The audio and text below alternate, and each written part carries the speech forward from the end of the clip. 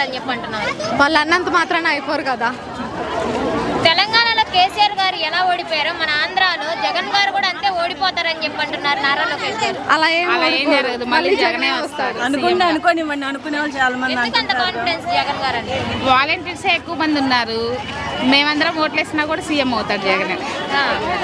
అంటే ఇప్పుడు అంటున్నారు వాలంటీర్స్ కి ఏమి ఇస్తున్నారు, శాలరీ ఏమి ఇవ్వట్లేదు అని చెప్పి అంటున్నారు. కానీ మీకు ఆయన అంటే అంత అభిమానం. ఇదివరకు అది కూడా లేదు కదా, ఇప్పుడన్నా ఇది ఉంది.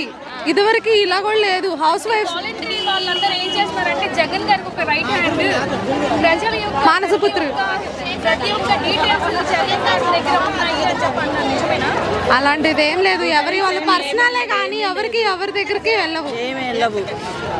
మాకు కూడా తెలియదు, మేము వాలంటీర్స్ అయినా మాకు కూడా తెలియదు. అది వాళ్ళ పెట్టడం వాటికి మేము చూసి పెట్టడం, అవి నోట్ చేసుకోవడానికి ఎలాంటి రైట్స్ మాకు కూడా లేవు.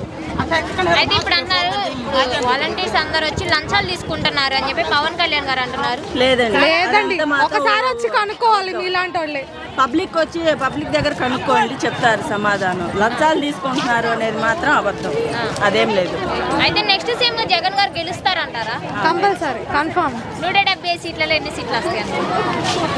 ఫుల్ రావచ్చు, ఫుల్ రావచ్చు అనుకుంటున్నాను.